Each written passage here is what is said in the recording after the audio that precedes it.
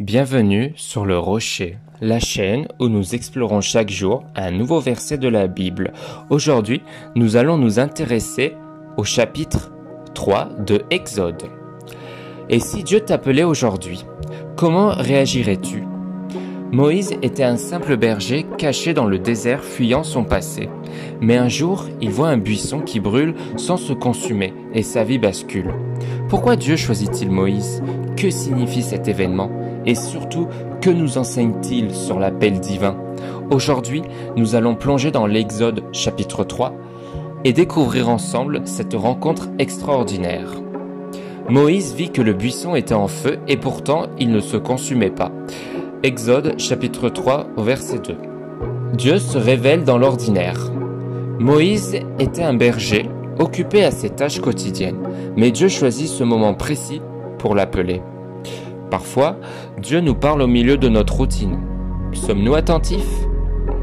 L'ange de l'Éternel lui apparut dans une flamme de feu du milieu d'un buisson. Dans Exode chapitre 3 verset 2.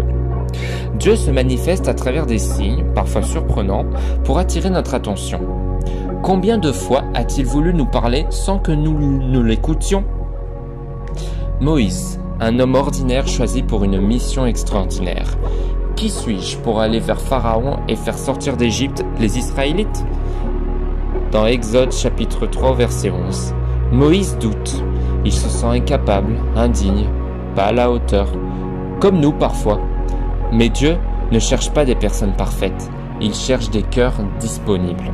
Si Dieu t'appelle à une mission, ce n'est pas parce que tu es qualifié, c'est lui qui te qualifiera. L'assurance divine, je serai avec toi. Dans Exode chapitre 3 verset 12, Moïse avait peur, mais Dieu lui donne une promesse inébranlable.